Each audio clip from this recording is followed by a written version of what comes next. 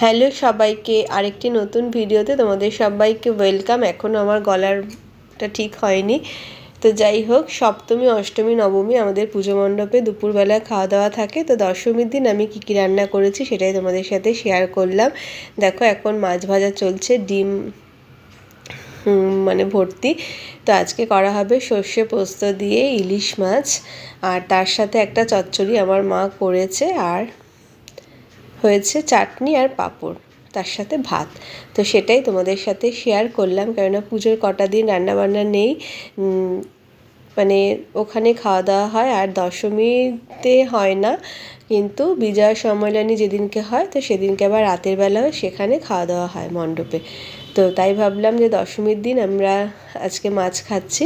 তো কী কী রান্না করলাম সেটাই তোমাদের সাথে শেয়ার করলাম। একদম সিম্পল মেনু, খুব তাড়াতাড়িও হয়ে যায়। দেখো, আমাদের রান্নাবান্না রেডি হয়ে গেছে। তো ভিডিওটা এ পর্যন্তই, টাটা।